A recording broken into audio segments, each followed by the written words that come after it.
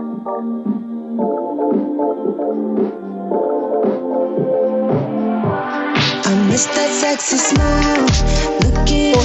everyone. Happy Wednesday. Oh, yeah. Allie's like, what did I get myself into? We have a very special guest today. Everyone will be very excited to know. We have Allie Drummond. That's right. She makes feminists angry, and now she's here to tell us why. Mm-hmm. She is the host of the Real Femme Sapien channel on YouTube. Doing really well. You got over 100K now. Subscribers. I do. Very exciting. Not what I expected at all within the first year, but I guess I got lucky. So yeah, or you just did really good work, or there's an audience that really wants to hear what you have to say. Both. That's been kind of craving that content. So you never know. So she's here today. We are going to talk about a bunch of stuff with Allie. We're going to talk about women and the slutty phase. You know it happens. You know it exists. Is it a good idea? Should it happen? We're going to dig into that. We're going to talk about why Allie enrages the modern feminists. There's a Huffington Post article written about you that's fantastic and entertaining beyond belief, which you contributed to, so at least your voice is in there. We're going to talk about that interview. We're going to talk about whether women will share their men. Do women care about your body count, guys? Guys in the chat, you got to be paying attention to this. Women charging men for bad dates in New York City. It's called the D-bag tax. Can you believe this? And the guys are paying the tax. So we're going to do all that and more. I actually have some other questions for you here. We'll save those. We've got to keep it a surprise.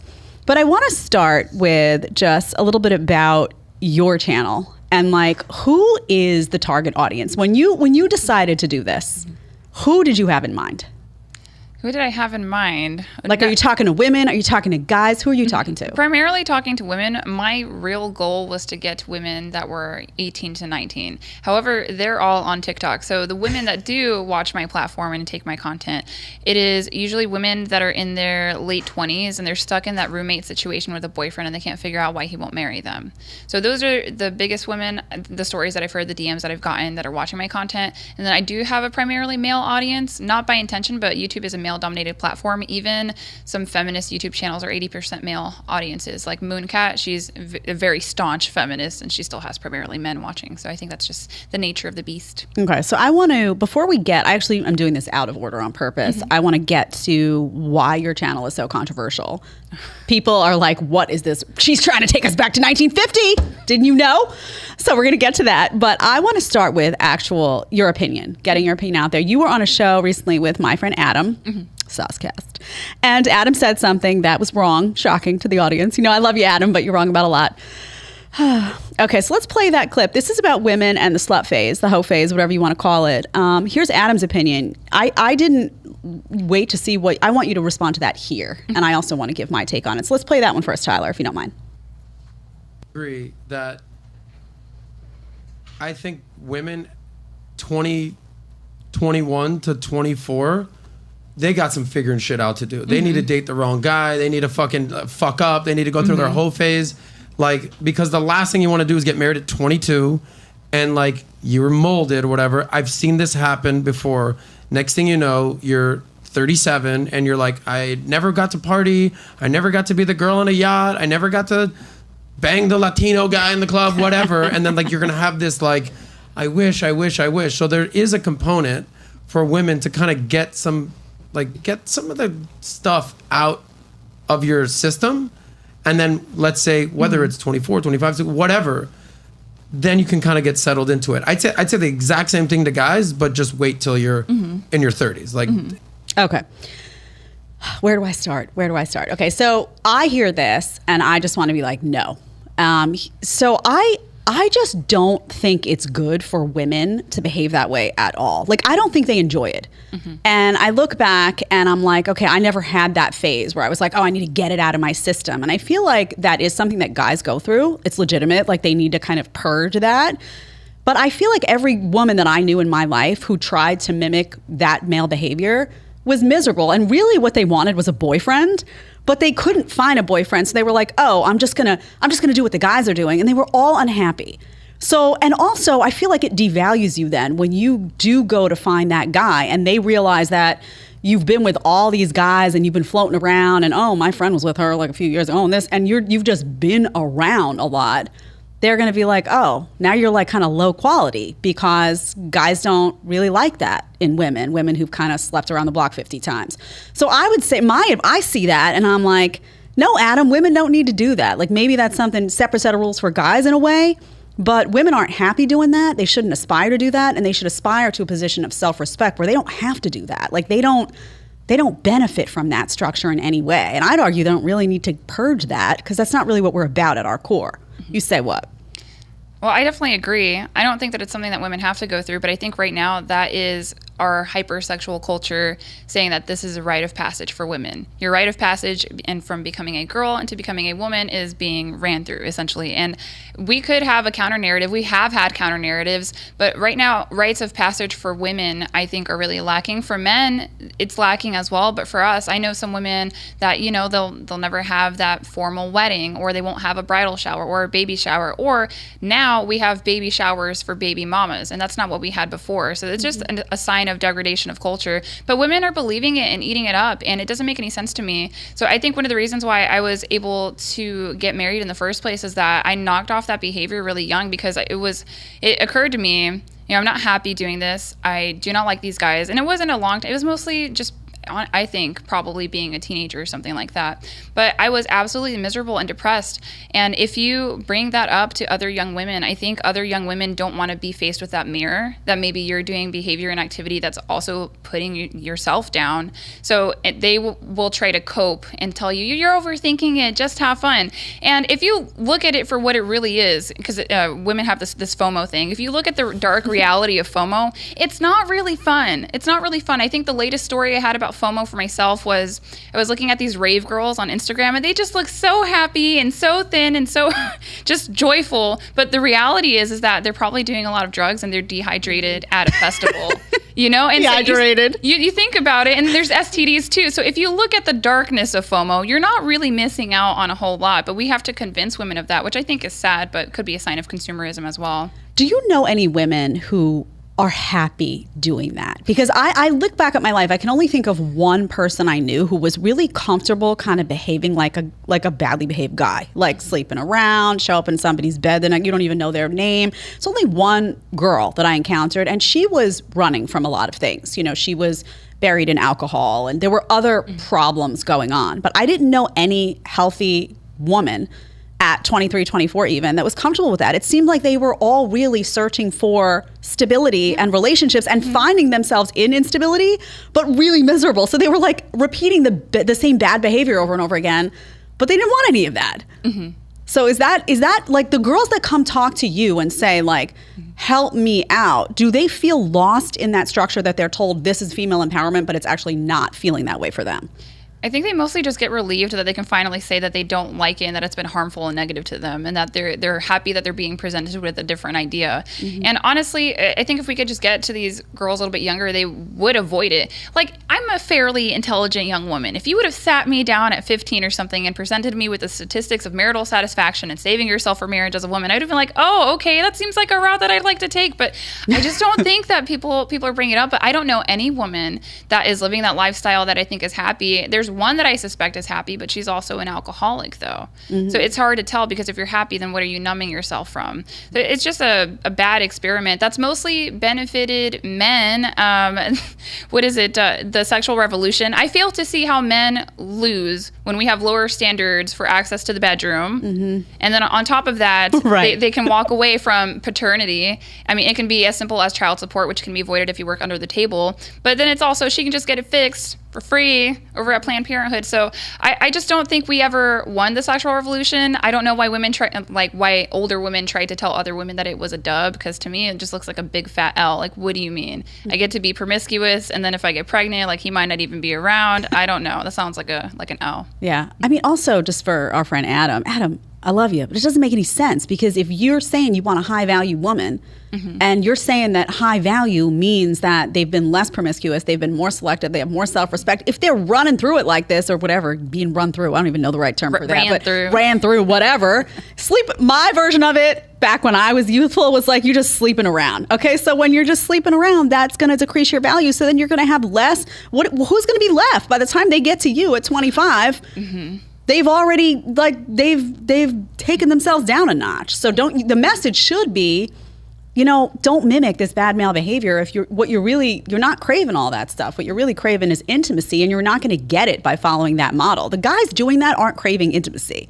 They're just like, oh, look, boobs, oh, a butt, oh, yeah, let me just live. They're not like, oh, I'm looking for somebody to cuddle with or wake up with. They're not thinking of it like that. It's a different mindset.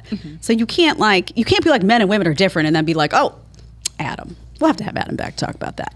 So you are fascinating to me because you've led a very different life than a lot of modern women in this, and you've been very open about that in the sense that you married an older guy. Your prescription for happiness for women, for those who are seeking, to want to be a housewife, who want to do all that, your prescription is antithetical to what is preached in 2022 society.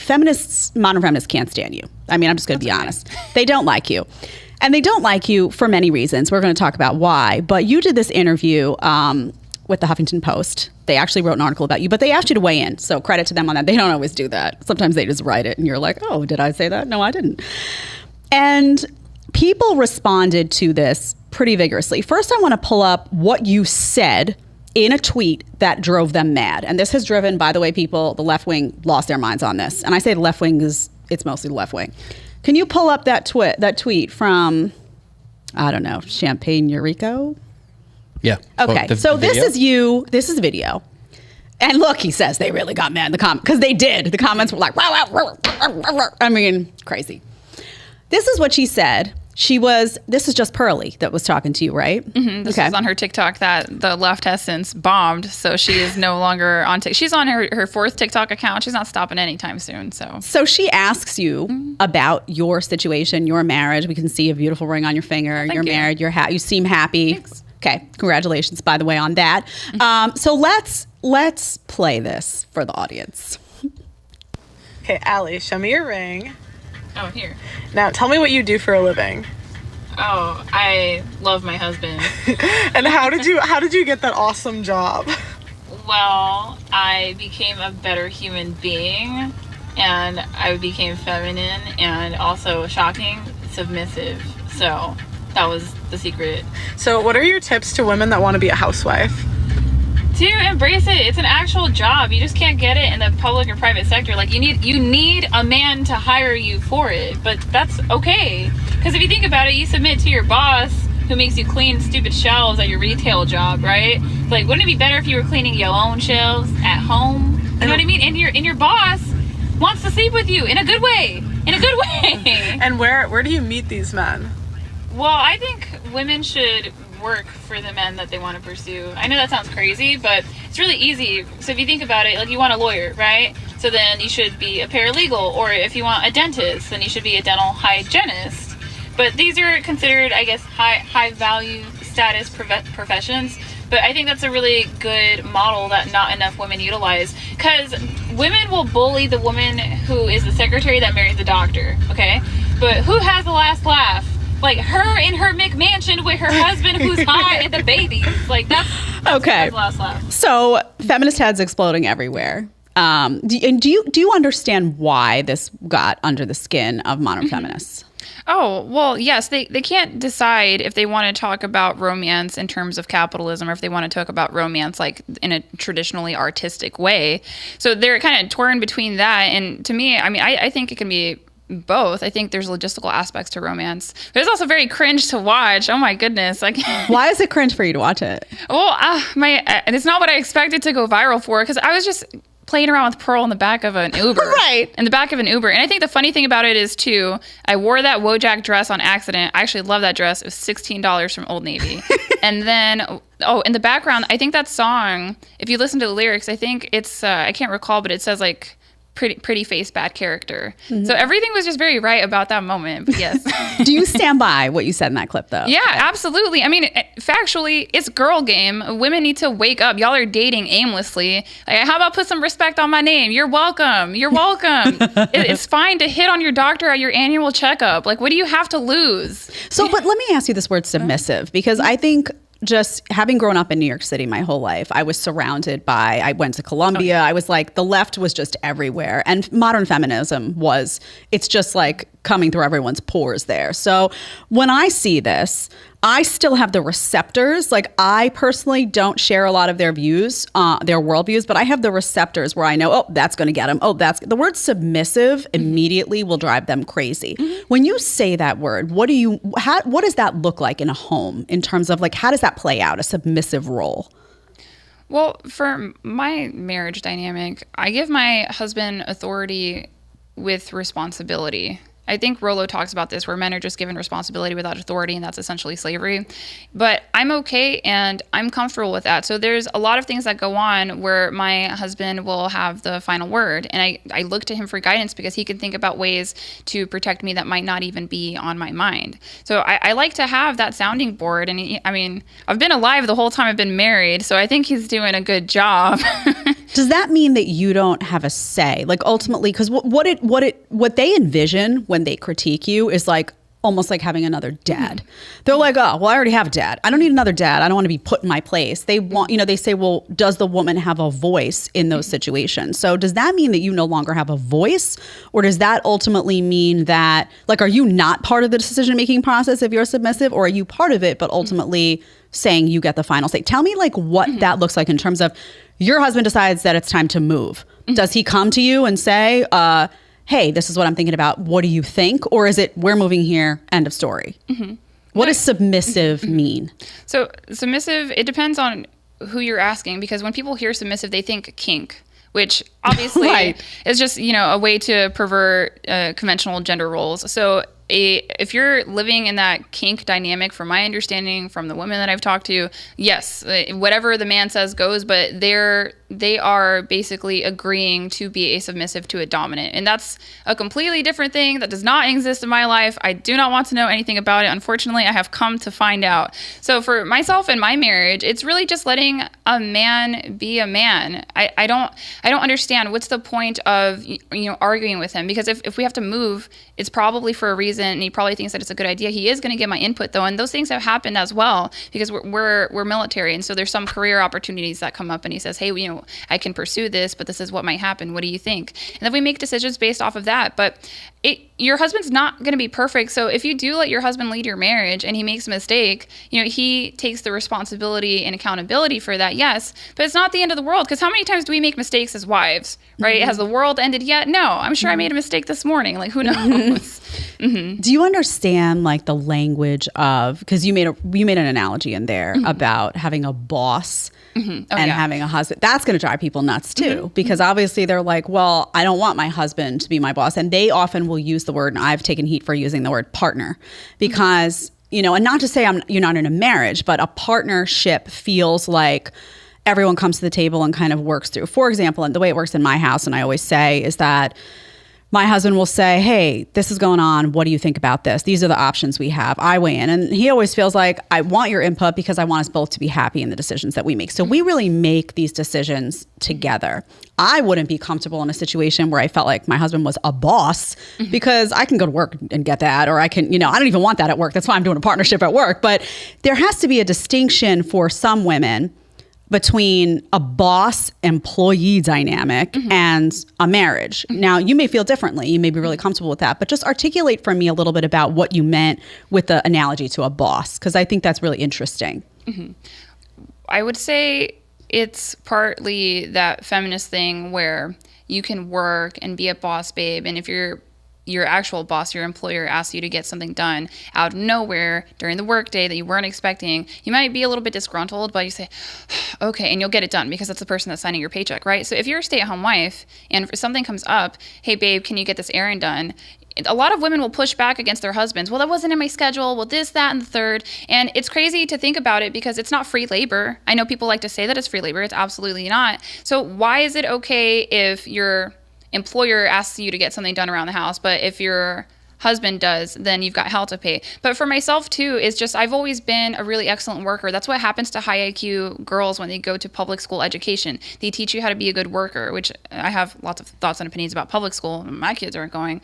But that's the way that I thought about it, because I want to take pride in my work. I was in the military. I was in the military. I made E5 in 3 years as a 60 whiskey, so a combat medic specialist. So I just like the prestige, I guess, of having a job, right? And so to me, when I think about being a housewife, I'm like, yes, like I'm gonna make this house great. I'm gonna make this meal great. I want to be employee of the month every month. But that's just my perspective, and it probably is because I'm an American woman. But that's where it's coming from, and that is also the language that a lot of women understand right now, because we are ingrained in capitalism. And I don't have a problem with capitalism. Capitalism actually enables housewives to exist, so shout out to that.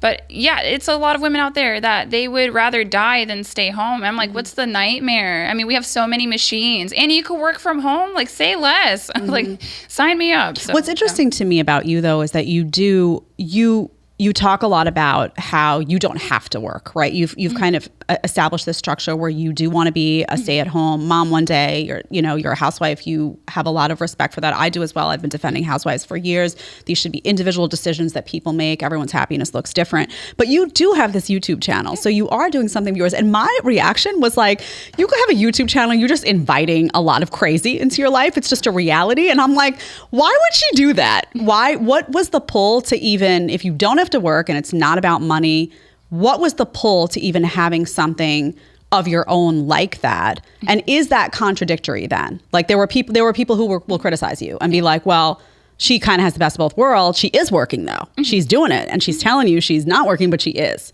So explain that for me a little bit. I mean, I think it's pretty laughable that people would equate content creation to really challenging work that you do at a 9 to 5. To me, that's not what it is. I wake up, I roll over, I think about an idea. I'm like, okay, I'm going to make this video. This is the content that I'm going to put out. And I think maybe some weeks I'll spend 3 to 6 hours on YouTube. Other weeks, maybe I'll spend 10 to 12.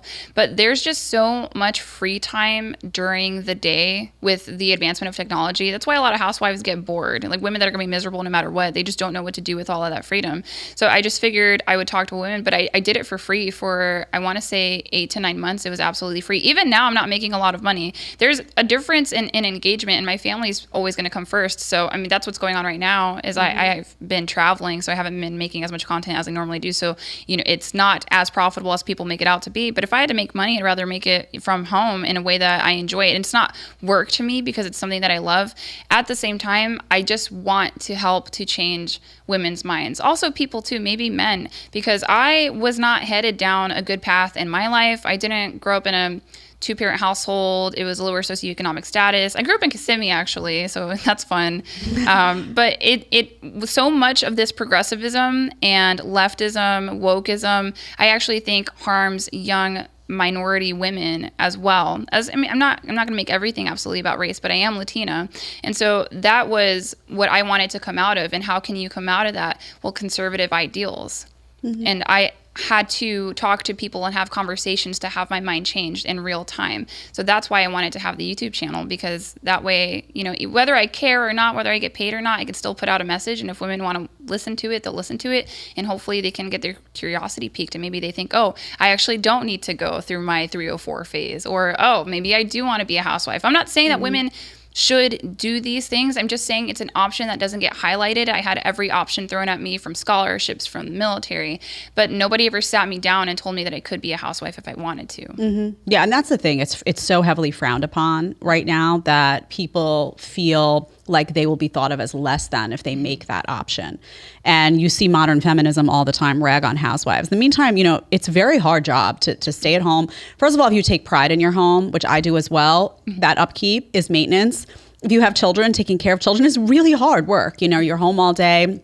It's rewarding, beautiful work, but it is challenging. So these women, often say, oh, well, if you're a housewife, you're not doing any work. And I'm like, really? Stay home with a few kids and take care of your home and come tell me how tired you are at the end of the day, And it's funny because I worked in network and then I worked in cable news, and I got a job where I just had to work on the weekends when Hartley was very small. And I was home for 5 days. And I naturally gravitate toward doing a lot of stuff in the house. I love organizing. I love cleaning. I love all that stuff. And I was like, at the end of the day, I was like, man, it's easier for me to go in and do my show than to stay here and do all this some days. It's hard. It's hard work. So it needs to be treated as such as well. Some of the responses to that video we showed, I just want to read them to you and get your reaction. One woman tweeted this in response to, the video we showed with Allie talking to Just Pearly things. Being a stay-at-home mom who still has to cook, clean, and perform domestic servitude will never be a come-up for women. A man turning you into the help is not an upgrade. Your response? I don't think I'm the help. First of all, low key kind of racist, but okay. No, I think I'm the co-pilot. I'm okay with that. And again, I'm so sick of these women because they'll go work these ridiculous low-paying jobs in retail, and the thought won't occur to them that they can do that same work but probably end up making way more just based off of your husband's income. Because what I was saying about wiping down the stupid shelves was because I was working in retail. I was in college at the time as well. But I was thinking about it. I'm sitting here cleaning these shelves, and if I don't clean them well enough or something, someone's going to have something to say. And I'm like, I could be cleaning my own house. Why haven't I figured that out yet? But a lot of women that comment that stuff, they're not even married majority of the time. You know what I think? I don't think they believe you. Oh. I don't think they believe that you're happy. Oh, I think good. that's the challenge. I think they don't believe it, and they feel like you're under someone's thumb, and they're constantly trying to be like, oh, women are going to be under the thumbs of men if they follow this path. There's something in their minds or their programming that prevents them from realizing that some women are really comfortable in the dynamic that you've chosen. Do you think that's just years of indoctrination? Is that just like going through school and being told this is what female empowerment looks like? It can't look like this? Because I really think that there's just a big divide. Like, they don't buy what you're selling. Why? Well, they have every reason to be skeptical because it's social media. And so you just highlight the good parts of your relationship, not the bad parts. And I am in my first year of marriage, and there is ups and downs. But there's some assumption, I guess, that I shouldn't be having hard times in a marriage, or that it should just only be positive, happy, joyful times. Like, no, I'm in a regular, schmegular, degular marriage. I see this man every day. You know, there's breakfast, there's dinner. Sometimes I don't see him for a long time because he works, 60 hours a week. But I have every other marital problem that other marriages have. But I also think even on the married side of things too, still my friends that are married, they don't really share their struggles or stuff like that too. I can't share every single silly argument that I get into with my husband online because it would make him look bad, it would make me look bad, and it would also be disrespectful to him too. Like, I have to respect his privacy as well. So I think that they just want, all the details of my marriage, and even if I gave them, I still wouldn't be happy. And the other thing about it too is they don't know people that are happily married, because that's what I advocate for. I get a lot of heat from guys. They say that I want them on the plantation, meaning that they're just a wallet or something like that.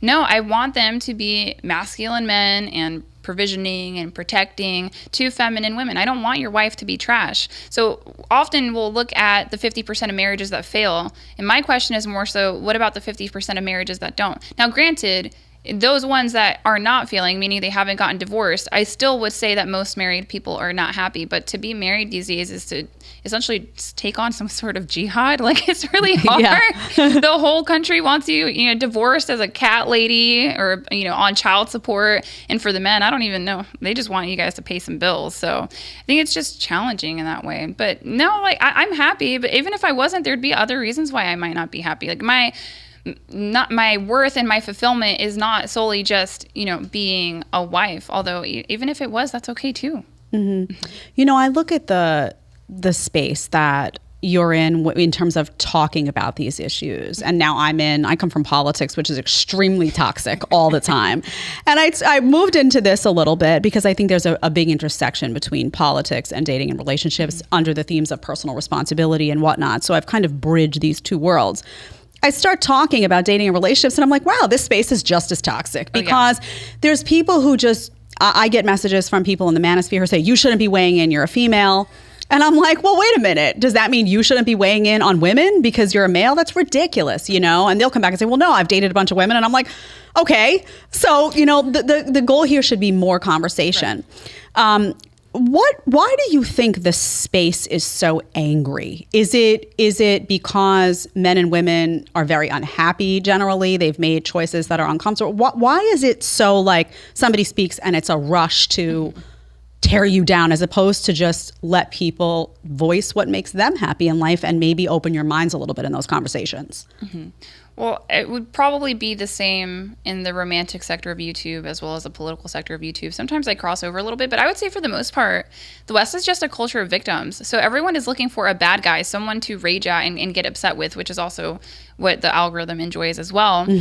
But like, on the and you've heard of MGTOW, right? Men going their own way. Yeah. Right. So their bad guy is women. And to me, that is no different than the feminists. And then for the feminists, their bad guy is men. So we're all just looking for something to blame. It's the same thing with Democrats. They're coming out and saying, oh, those Republicans, they're clearly the issue. I have worked with Republicans. There's nothing to be afraid of, guys. I'm telling you, like they are close to useless. I am a reluctant Republican. I vote with them because at least they're willing to define life. But I mean, that's all it is a scapegoat. I don't want to take accountability for myself. I'm going to have an external locus of control. But we can see that is just where our culture is at. I mean, everyone, I think, has figured out that the West has fallen to some degree. But you see it with people just being straight up losers and trying to find out a reason why. And it's like, no, like you're a loser because at this point, from my observations, you probably want to be. And I on the way here, I was listening to Man's Search for Meaning by Viktor Frankl. I'm like, if this Jewish neuroscientist doctor can find meaning in life in a concentration camp, you can too. But I don't think most people ever are presented with that, want to, or maybe they don't have the intelligence for it. What I find really interesting about the criticism of not just you, but people who are making similar choices as you in terms of lifestyle is that the people criticizing you are really upset. And I'm like, well, if you're happy, like say you're out there and you're doing the opposite of what you're doing. Say it's a corporate CEO and they're like, well, I'm going to pave my own way and I want to be an equal partner in my marriage and I'm not going to say my man is the head of the household and all of that. Fine. If that works for you, great. But if they're so peeved by your way of life, that tells me they're uncomfortable, insecure, something's bothering them about their own life. So what is going on there? Because honestly, if they were happy, I feel like you wouldn't bug them at all. Well, everything online, most of the negative comments, I'm telling you, 99.99999% of the time, it's a projection. So for the women that have different styles of marriages, I think for them, they don't want their husbands to get any ideas.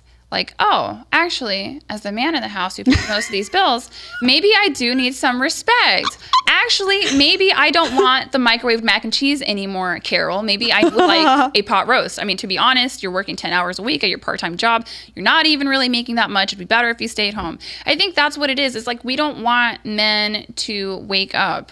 You know, but I mean, I'm all for it. I want a husband that I can look up to. I don't want to be, for me, just personally, I just don't want to be equals in that way. I say that men and women are different, so we can never be equal. It's a complementarian view that we're better together than we are apart.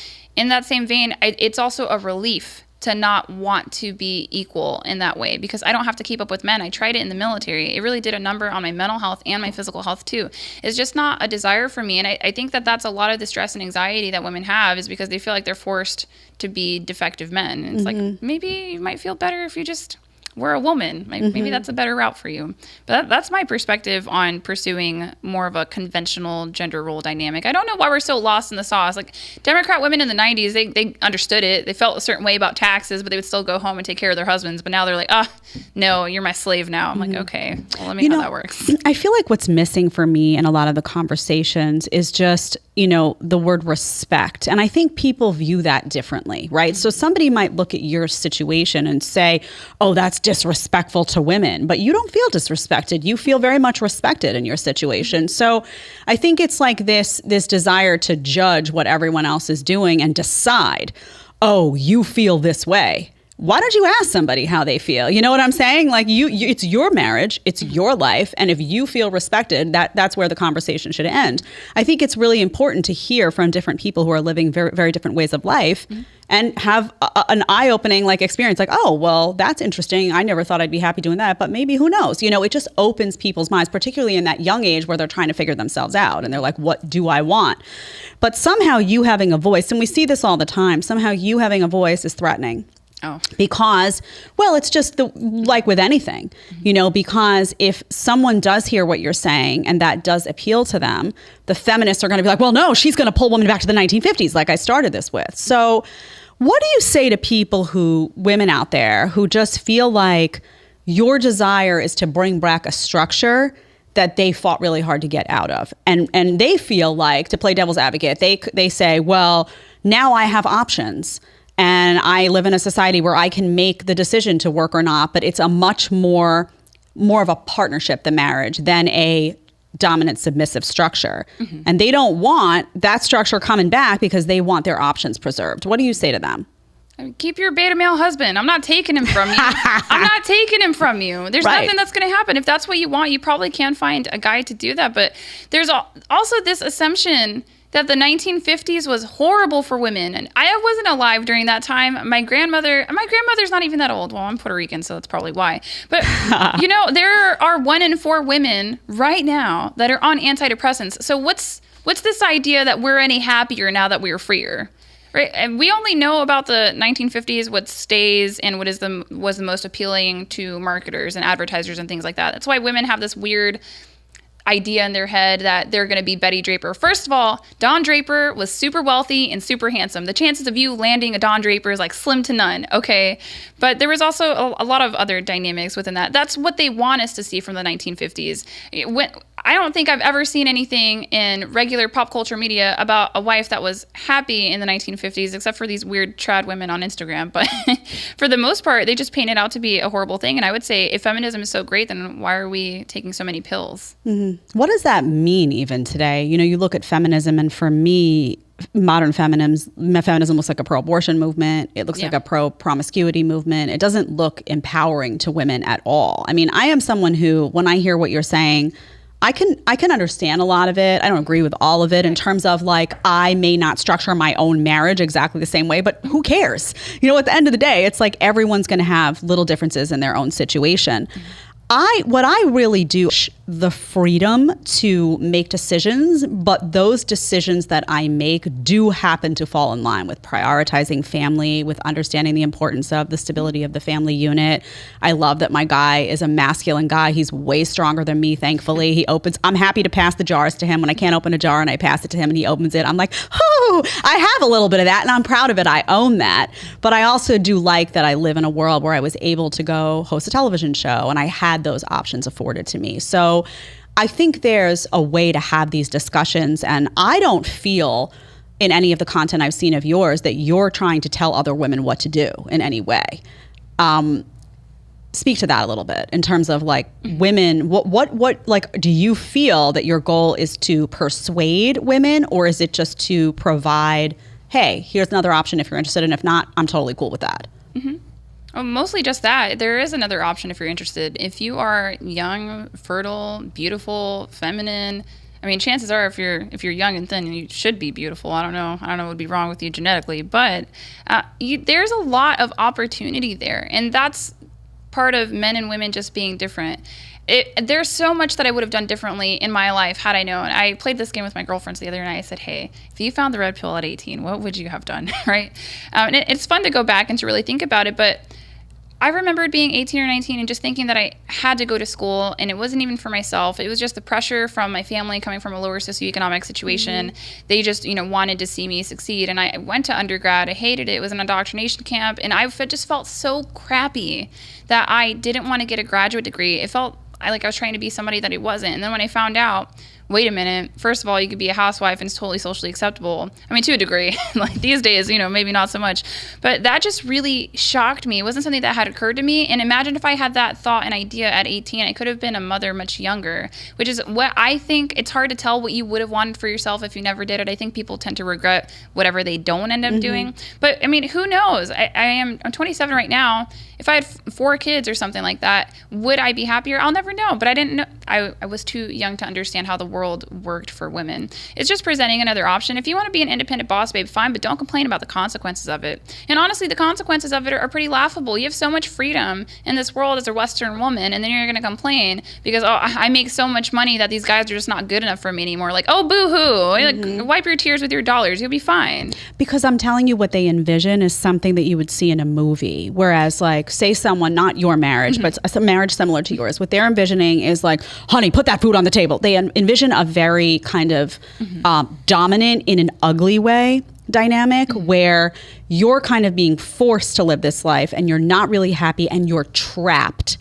and the guy is kind of the boss and running the house, and it's kind of this very uncomfortable energy. That's what they envision. Oh, I know. And that's not how it's manifesting in homes where women are making the decision to be like, they're like, this is what I want to do with my life. You know, I know plenty of housewives, and they're all like happy. You know, none of them are unhappy. None of them. I also know plenty of people with a bunch of babies. All seem to be really happy. I had a friend that really young started having babies, and I was like, you sure you're gonna have all these babies? Just baby after baby after baby. And she's like, yeah, now she's got a big old Christmas party every night. I'm like, that's kind of cool. But let me ask you about the differences between men and women. In terms of one thing that's talked about a lot in the manosphere that I've kind of butted heads a little bit with some of the guys is they'll say that, you know, women would be comfortable sharing a high value man. And I always say to them, to a point, but ultimately women are going to have a hard time with that because they're going to feel unsafe in that dynamic. And by safe, I don't mean physically safe, but emotionally safe. Like monogamy and vows and all of that stuff makes us feel safe, like protected in a way. And when you remove that and a guy suddenly has a bunch of women, you take that safety component out. And I think that women ultimately will wind up getting into a head where they have to guard themselves against you. And then they start to stray and they start to see their options. And maybe they'll be there for a minute for the money and all that. But ultimately what they're going to look for is that union. Do you agree or disagree? And then I want to play some women in their own words. I agree with you. I actually think that's something that's fairly delusional about the manosphere. What a woman is willing to do joyfully is different than what she's willing to do just to kind of get through to survive. Because she really wants this guy that badly and obviously doesn't value herself. But most of the guys that have rotations come out and they say that it's challenging and it's difficult. And I think it's because you can't get rid of that competition anxiety. No matter what, and each year that this woman is in your rotation is a year that she is losing of her SMV, of her fertility, hoping, I think, to lock a guy down, which women, if you're watching, look, a man is going to tell you exactly what he's wanting to do with his life. And so if he wants a rotation, don't expect that to change at all when you're 28, 35, 40. And then it's thinking about how you might look as the man. And this is not to put men that are in, I don't think I have a problem with, you know, polygynous Muslim marriages because of the way that it's structured and the way that they take care of multiple women. But, you know, it can't look good at a certain point that you've just had this 50-year-old woman, let's say this rotation ends up lasting long, this 50-year-old woman who's been sharing you her whole life and never got married, she's not going to look bad, you're not going to look bad, we're just going to pretend like this is okay because it's dang skippy not what they would recommend for their daughter. A lot of these manosphere dudes, like, they would roll in their grave if they found out that their daughter was part of a harem. And so I'm like, okay, so it's fine if you do it, but you wouldn't recommend it for your kid, but you'd want your daughter to get married. Like, okay, but then you wouldn't want your son to get married. It just gets to be so convoluted and complicated. And that is something that I hear from, I had a male who was coming to me and complaining about his rotation. I'm like, you're not going to be able to get rid of that anxiety. And I don't think that it's just being emotionally safe. I think it's being financially safe too, because you're taking, I'm assuming if you throw yourself into a relationship heavily as a woman, then you are taking probably some kind of economic hit to a degree. So these women are wondering about their safety and security for when they age out of their SMV and those guys are not giving it to them. You're not going to be able to get rid of that anxiety. Like, she's going to have to drink. She's going to have to, I don't know, maybe partake in other substances too. But I just don't think that it's a good look. The woman looks like a joke. And the man might look like a player, but at some point that dude's going to be 72. People don't think that men don't have a wall. I tend to think that they do, okay? Oh, they have a wall. Oh, they have a wall. Like, I understand Robert De Niro went on a date with an 18-year-old the other day. However, come on. He does not look the same. Yeah.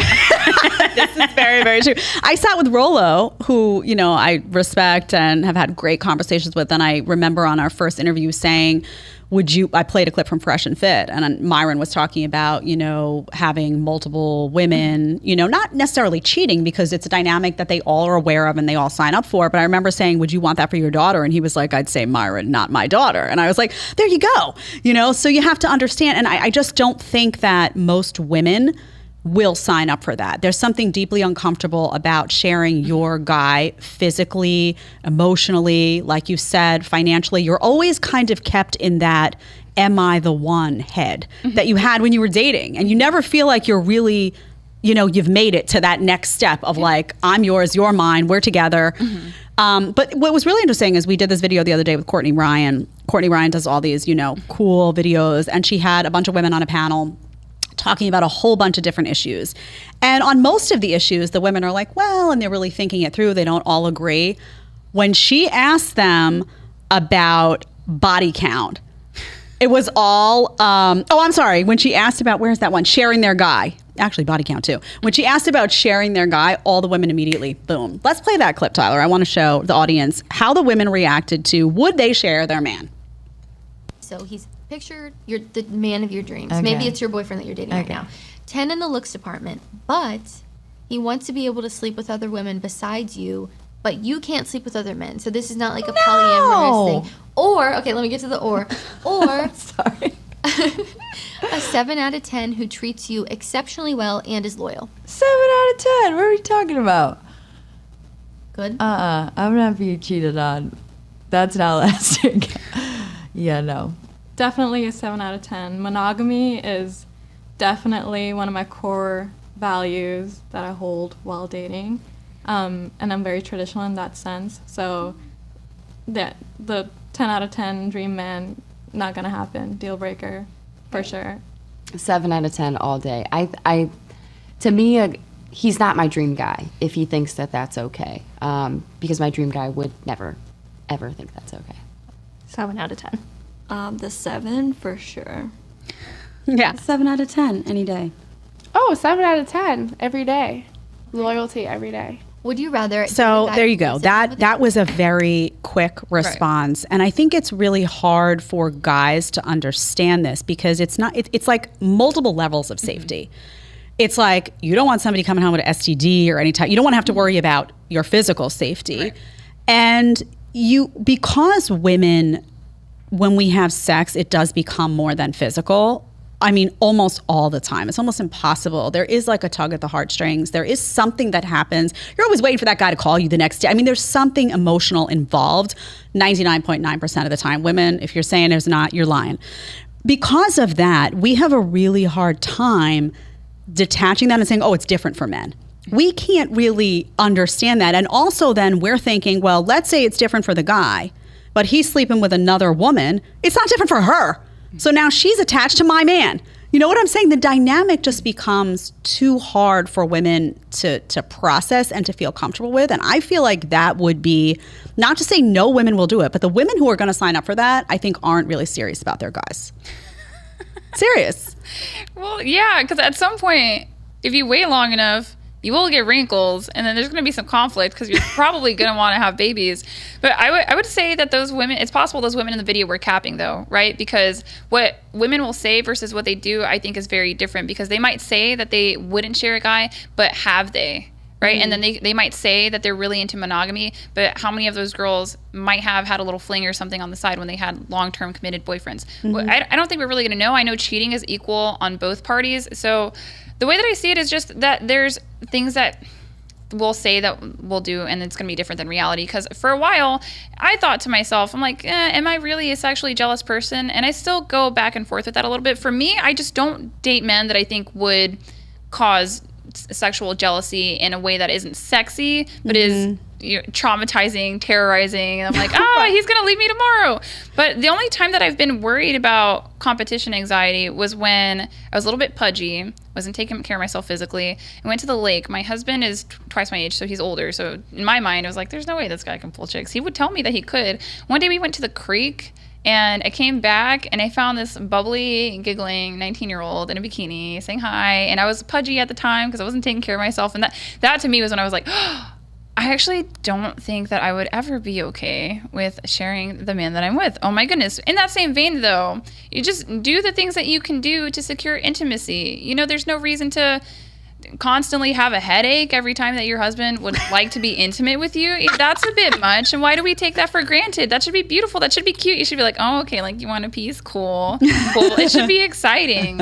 And there's a lot that you could do to stop your husband from straying. But at the same time, just believe men when they tell you things at face value. If he wants to be with other women, then you need to decide if that's what you're going for or not. And honestly, I do agree that it's women that aren't that serious, but I've seen women that just don't value themselves much do it too, or try to entertain polyamory because they think that if you push back against it, then you're the judgmental one. I'm like, girlfriend, I'm trying to warn you. I'm trying to warn you because I understand, the reality that high value men do exercise options, but we got low value men. And then we got these low value women that ain't got no self-esteem talking about, oh yeah, let me try this polyamory. I'm like, sis, you need to lose some weight. You need to go to therapy. You need to get your life together so you can get somebody that's worth something, because you're going to keep striking out and sucking if you stay in where you're at. I believe in leagues in the dating market.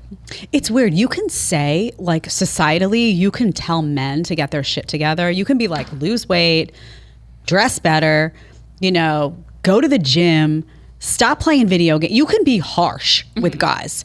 If you take that attitude toward women, they're like crying. They're like, you are trying to degrade me. You're fat shaming me. They got all the words like, you're a bigot. Like, they come at you and you're like, well, no, I'm just trying to tell you obesity is not healthy. Like, this is not a good decision. It shouldn't be glorified. But it's amazing that in society in 2022, there's an acceptance of criticizing men, which some of that criticism is warranted. Like, it needs to be said, but there's not this acceptance of criticizing women. Suddenly you're a bad person if you're pointing out flaws in women or problems with women that could potentially be leading to some of their unhappiness. I don't know how that changes. I do want to ask you, though, because you're in Kansas, right? Oh, yes. I'm amongst the cows. Really great state. Are you in like country? Like, what is it now? Yes, where we bought a house, it is very country. It's so country that you have to go to a local bank to pay your water bill. I mean, you can pay it online sometimes, but it's just the way that the utilities work. You just know. I went to vote. It was in this little hut, like some old ancient high school. Oh my gosh. So yeah, we're out there right now. So I'm like, you think I'm judging you, but I'm not. I'm like, I want that, because my family and I are like, my dream is like a plot of land where there's not a lot of people that you can see. I mean, that's like my dream. But I'm curious your take. You didn't grow up there. No. So where did you grow up? Oh my goodness. Like, where were you in your actually late teens, early 20s? Where did that happen? Yeah, I grew up in Kissimmee. Okay. I hate cities so much. That's why I kind of get upset with liberals, because they make some of the best dive bars, and then they have the worst policies, and sometimes they have the best music. But I grew up in Kissimmee. I vehemently despise city living. It's fun to go and it's fun to visit, but at the end of the day, I do end up missing home, because I essentially ran away to Kansas. I didn't like all the fuss. I didn't like that there wasn't peace. There's so much nature there. It's so quiet. People get along. Kansas actually scores along with Denmark in terms of social satisfaction. Like, people just seem to get along there well. And that was another thing that kind of blew my mind, because when people think about Kansas, they think that there's a bunch of racist conservatives there. I have yet to meet a racist conservative in Kansas. Oh, they say that about everywhere that's not New York and LA. Everywhere that's not New York and LA, they're like, oh, it's a bunch of racists, ridiculous. But I talk about that a lot because I grew up in New York City, and I did pride myself on achievement in school. Like, I was a student. I loved being a student. I just really enjoyed it, except for grad school, because that sucked. I was in Columbia. It was like being in prison. But for the most part, I did like that. But my husband always says to me, you're not really like I didn't crave the corporate life. I didn't want to climb that corporate ladder. I didn't have that zest for that. And he always says, and I've always been a serial monogamist. I was never promiscuous. I never went through that phase. It didn't appeal to me. And he always says to me, I'm surprised that you didn't settle with someone earlier. And I said, well, I was in New York City and I was looking around and it sucked. Like, I looked at all the guys and I was like, I don't want any of that. Like, it looked like a delayed adolescence among men. There were no gentlemen. It was really an ugly dating market for people like me. And I, at the time, just said, you know what? I don't know if kids are for me. I don't know if this is all for me, because I was looking at what was around me and I was like this? Hell no. So I'm wondering if you could just speak to that a little bit. Having existed in both worlds, is the city culture, even though we have social media now and obviously everyone can be anywhere all the time, is that city culture still a big part of the problem for young women in terms of like what they see around them and what isn't there that would make it appealing to take more of a route that you have? I definitely agree. I don't know if I lived in a different location. I mean, gosh, well, it's hard to really parse out, because, how much of it is not growing up in a two-parent household, how much of it is being Kissimmee, lower socioeconomic status, how much of it is being Latina. But I can say this for sure. The only place that I have met multiple young, beautiful, fit, feminine virgins is in Kansas. They're all coming from 2-parent Christian households. That is the only thing I can say succinctly. But maybe it's the fact that in cities we don't have that level of spirituality. We don't have people wanting to go to church. I went to a church out here. I think I was in northeast central Florida. And it was prosperity gospel. It was horrible. It was very woke church. So I think when you go out there to the quieter parts of America where, basically you're just living off of your work ethic, you'll find that people are more dedicated to living a certain lifestyle and maintaining certain values and things like that. And Kansas is actually pretty accommodating too. Like going back to the whole that racist thing. I think people assume that if you go to the country, it's going to be racist. But for Kansas in particular, there was a civil war before the Civil War. It was called Bleeding Kansas, and they were fighting against Missouri to keep Kansas a free state. So if you have to go to the country, I highly recommend Kansas. It is the best. It's so pretty. It's not polluted yet. The cost of living is low. Gas is low. It's good. You should come. Get a nice piece of land over in Kansas. I think, wasn't it Mayor Adams who just ripped on Kansas? Didn't he say that? Something terrible about Kansas? He was like, New York City has this culture, and Kansas, I think it was Kansas. Anytime New York City you go, everyone's pee. All of New York City smells like urine right now. It's like people doing drugs all over the place. Sure, you got a brand New York. Yeah, it's called Don't Come Here or Risk Your Own Life. We have Gotham City. Yeah. We have the chat that I know, Tyler, you want to get to, and then we're going to come back for a couple of questions. But questions for Allie. First of all, I think Allie's crazy. I'm from Kansas. All my family lives in Kansas. Kansas sucks. Are you from Kansas? Yes, I was born in Wichita. Well, actually, I was born in Augusta, just outside of Wichita, Kansas, and all of my family lives in Kansas. And he hates Kansas. It is flat land. There's nothing to do. But regardless, Joseph gave $10. Said, question for both of you. How do you tell your wife she is gaining too much weight? I'm going to let you take this first because I'm kind of blunt. So, I mean, it's even if you take my approach, it still might not work out for you. But at a certain point, you're going to have to draw a hard line depending on how delusional she is. But I try to approach it from, hey, I really love you. I care about your health. I care about your longevity. Don't you want to be on this earth longer to be around for your kids? Don't you want to be on this earth longer for me? I guess coming from a husband position, because that's normally how I talk to women about it.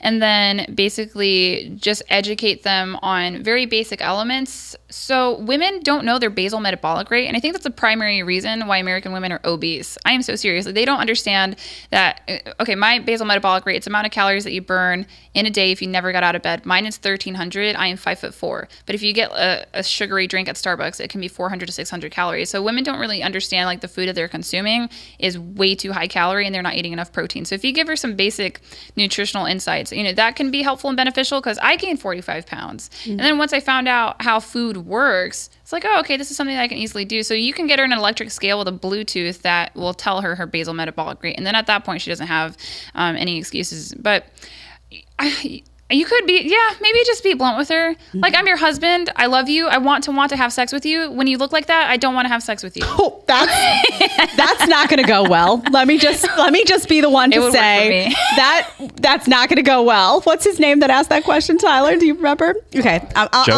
Joseph, that's not going to go well. What she just said, just telling you straight up.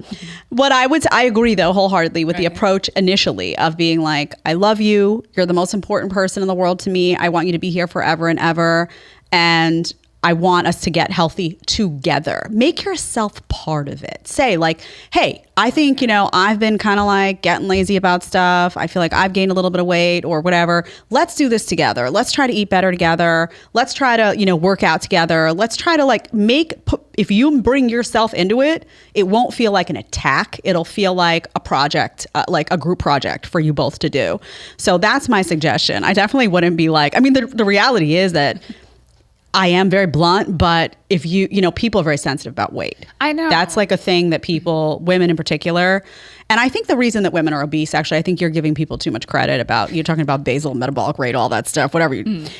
They're obese because it's being glorified right now. Because on magazine covers, it says that fat is healthy, and they're feeling like, they also feel like they can be fat and someone can't call them out on it, and suddenly it's fat shaming. So I think there's a cultural acceptance of it that wasn't there, 30, 40 years ago, 20 years ago, 10 years ago even.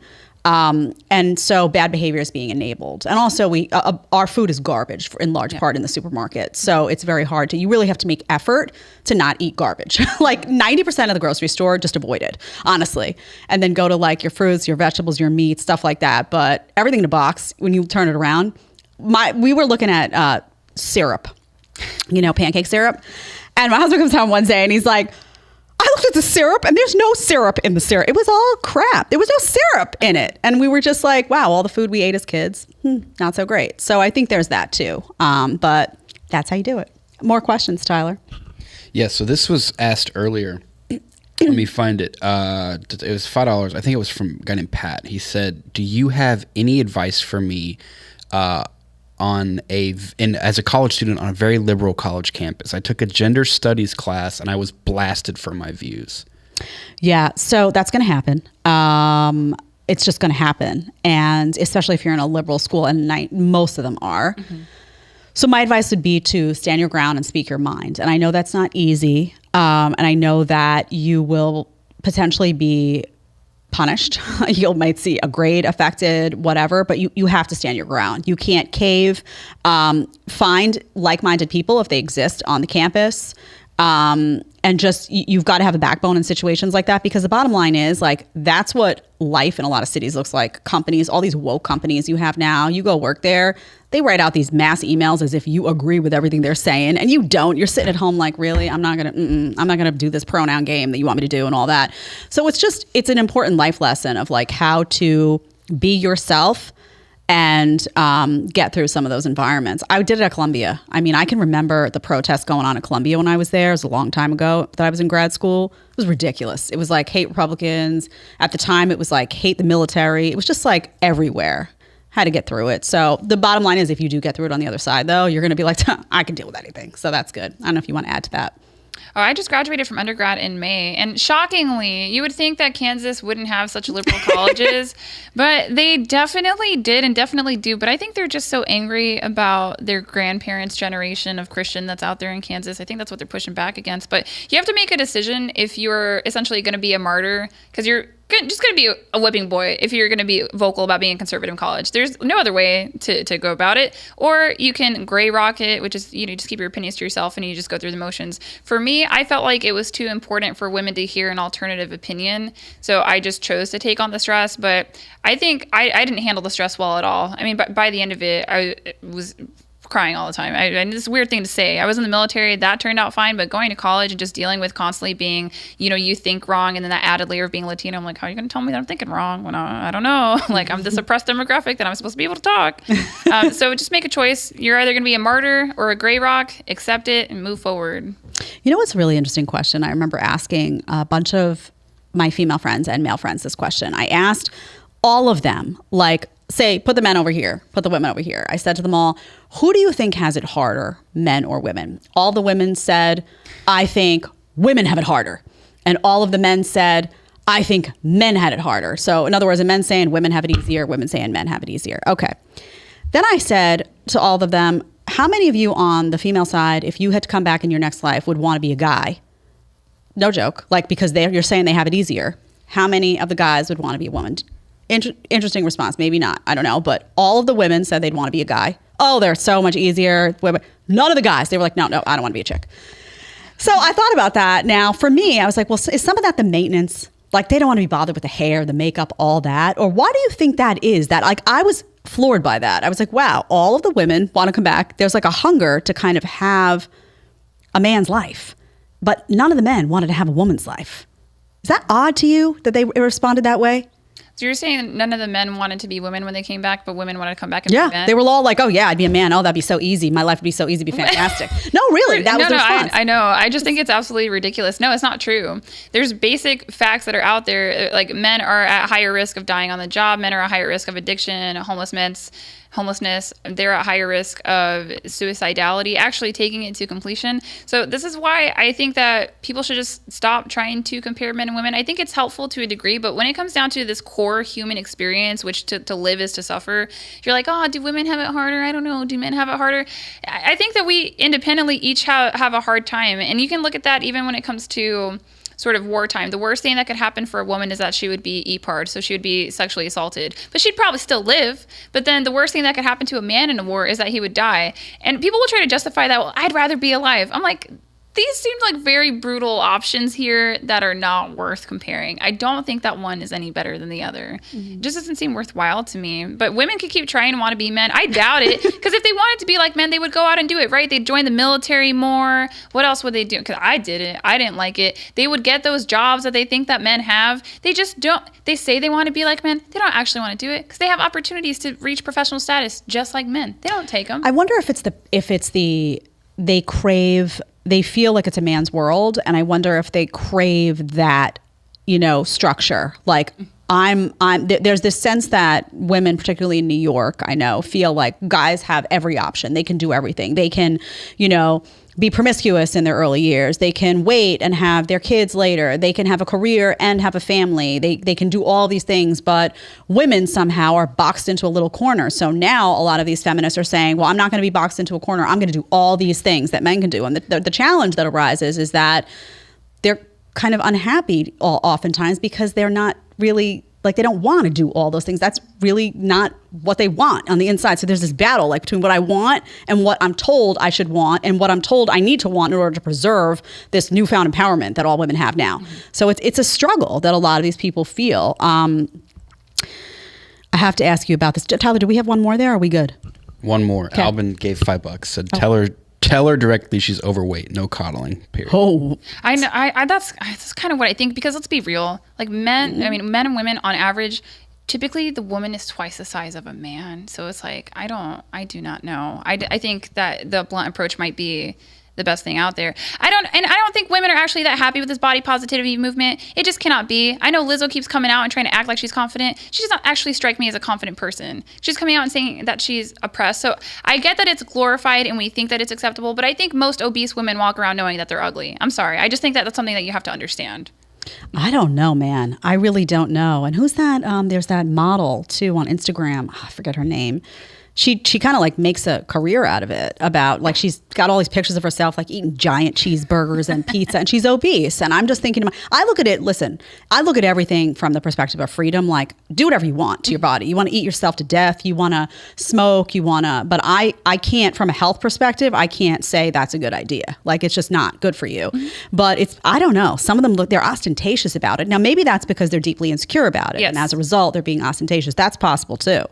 And by the same token, guys, the beer gut's not cute. That it's not cute to get, you can't expect to, get into a marriage and you want your wife, to continue to want to have sex with you, only you're lazy and fat now. And you weren't before. It goes for you too. You got to keep up, go to the gym. There's no reason to be lazy. I want to ask you about, first I want to do body counts, and then finally I want to do the D-bag tax. But interesting to me about body counts. Do women care about a guy's body count? Let's play that video, Tyler, and get their reaction. Would you rather date a guy who is a 9 with a body count of 100 women or a 6 with a body count of 5 women? Oh, you're going to make me go here. Oh my God, everyone in the comments is going to be like, hypocrite. Is the 9 just looks, or is it like personality, everything? I would say just looks. So I'm gonna go for the 6, the 6, because I feel like, not that it's wrong, but if someone really needs that validation through sex and like really is all about it, that we probably won't be great together. So yeah, I think I have dated a lot of 9s with more than 100 body count, so definitely that. I'd probably go with the 9, honestly. I know that he has a past, but I'm sure I could change him. I think the 6. Like, if the 9 rating comes from, like, checks nearly all the boxes of what I'm looking for, then body count doesn't really matter to me, so I'd pick the 9. But if we're thinking only in terms of, like, looks and appearance, I'd go with the 6. The 9? Did you say 9? Yeah. Probably the 9. Yeah, I have to be attracted to you, so I would have to see the 6. Okay. She needs to see to 6. She's like, I don't. I feel like a 9, like I just will ignore the body count. We just won't talk about it. Okay. I think that last answer, is very honest about how a lot of women feel. But it's curious to me. And I kind of, I feel the same way in a sense. My husband had been with a lot more people than I had. And what's interesting is I have the opposite, by the way. I don't know if you know anything about me, but your age gap, you have a pretty big age gap. Your husband's older. I have less of an age gap, but my husband is actually younger than me. But he kind of was out there a lot more. Like I was very, my body count's very low even now. People would be like, what, Jen? You're 43 years old, come on. But I just was raised that way. And I'm very, my body is my temple kind of vibe. But I didn't care really that he had those experiences. I didn't care at all, honestly. Now maybe I would have cared if his number was like 100 or something that showed he had he didn't care at all. Like it was just anybody hop in the bed. But I don't think women, why don't we care? Is it because we assume guys go through that phase? Why? Or maybe you do care. Do you care about body count in a guy? Oh, no. Why though? No. Why don't we care? It's an easy way to break it down. Hi, Rolo. Hopefully you're watching. No, it's social proof, right? Because this is not going to be a very Christian answer, but I got baptized after I started dating my husband. So forgive me, guys, forgive me. But it's social proof, right? If you ever dated a guy that didn't have a lot of access to women, they let you get away with a lot more. They kind of worship you. They don't push back much. That's been my experience, and that's what I've seen has been other women's experience as well, because they have such a scarcity mindset. Like they're willing to put up with anything for the cookie. And I think that men that have been around the block, first of all, they have sowed their wild oats, because I have an ex-frat boy. That's who I married. So people talk about well, what if your husband wants somebody else? I'm like, I think he got tired of women. I think he shares a specific story with me where, he was having a decent night with a gal, and he was just thinking to himself, like, I am tired of the cookie. I am tired of it. So, maybe I'm fortunate, I'm lucky in that way. But I think that's why women will look the other way, because it is proof that other women find him attractive. Because there's little videos on TikTok all the time where a woman talks about going through his DMs, and they're like, he's getting ignored and curbed. Oh no, maybe he's not as handsome as I thought he was. Maybe he's not that desirable. So it just is what it is. I'm okay with it. I get it. But you do think guys care the other way about a woman's, you do think that that's true? I think so. And I think there's probably more of a reason to care, because I think they have to work harder to get the cookie than we have to work to get the eggplant. But I will say that I did have a moment of discomfort when I was, I think, first dating my husband or something like that, because he is twice my age, right? So he's been having sex pretty much the entire time I've been alive. And there's a lot that I was inexperienced with and things like that. And so for me, it was very intimidating and daunting. And I would hyperfixate on it. Like, I'm not doing it good enough. I just can't get this right. And I think that can be a problem for women, but that's going to be women that are inexperienced, which is that's the girl you guys are looking for, right? So just do your best not to give her anxiety over it, because we come out thinking we got to be like this acrobat or whatever. It was just a point of anxiety that I did not need to have in my life. That happens a lot. Like the first guy I ever dated was older. I always dated older, actually. My husband's the first person I ever dated that was younger. I just never, instinctually, I never went that way, but the first guy was older, and I had that mindset. I was like, I don't know what I'm doing. This guy's been around the block a zillion times. Like, this is not going to work. You get in your head as a female, as anyone. I think guys could get in their head too. But I just think it's so fascinating that, because my husband will say to me that he does care that I was selective. Like, that is important to him, that I made those decisions. And guys will often talk about how a high value woman is someone who is selective, which is why I'm like, I don't get Adam's video at the start, but I don't know, Adam, maybe you were smoking something that morning. I'm just kidding. I love you. But it's interesting how we just really don't care. I really do care more about what his life looked like from when he met me on. I don't tolerate cheating. Like, that's not what our relationship looks like. But what you did before, it's interesting to me, but it's not like going to make or break the situation. I want to ask you about the D-bag tax. This is the final topic we'll talk about today. This is New York City, man. You do stuff there that just normal people just don't do. Let's just say that. So I see this in the New York Post. New York women are charging men up to $3,000 for failed relationships and bad dates. I'm like, come on. And you see D-bag tax, $2,500, no joke. So you read it and you get into the stories. And this girl, Martha Duke, 38 years old, by the way, says, no joke, She sent around 6 Venmo requests ranging from $1,500 to $3,000 depending upon the guy's financial situation. She assessed the situation. Over the years, to different men she's dated, she listed infidelity, secret marriages, and hiding having multiple sexual partners from her as some of the reasons for the change. So she decided that this guy had done her wrong, done her dirty, and she sent him a Venmo. And guys, you ready? The guys are paying it. The guys are all paying it. I'm not saying it's right to cheat. I'm not saying it's right to hide your marriage. I'm not saying any of these things are right. I'm not condoning them. But somebody sends you this tax and you're like, oh, okay, I guess I got to pay $3,000. What are you buying? Some silence or what's going on here? What's going on? So, and then it goes on. She says that the Venmo requests have been cathartic and she submitted them to men who offended her in various ways. Another one, Hazel Everett, 34, agreed, saying she sent a Venmo request to a man she'd been seeing for several months after he stopped communicating with her and sent her another woman's nude photos. Not a good idea, guys. Just saying. I just went on Venmo and I requested $100, and for the highlight I wrote, for wasting my time. Although initially surprised, her former partner paid the money, stating her reasoning behind the charge being the significant time and effort into their relationship. So the guys are paying. So people have lost their minds. Whatever happened to, call me old-fashioned, whatever happened to, you date somebody, they do you wrong, you leave them and you move on. Am I too old school for this game, Allie? I mean, I don't understand. Should I have been sending Venmo requests for $1,500 and up to guys that did me dirty over the years? No, it's way too much entitlement. No, and that's why you're married. That's probably why I'm married too. That doesn't make any sense, because what I saw was 2 dusty broads who can't get on a good date. This woman's been dating for 38 years. She hasn't figured out she's the problem. She's like, well, let me just send them a text. The other chick's 34. Like 2 dusty women that are just gonna die alone, invest in Chewy. Shout out to Fresh and Fit. No, oh my gosh, it's horrible. And you're gonna make a man pay because you had a bad time on a date with him. What if men came out?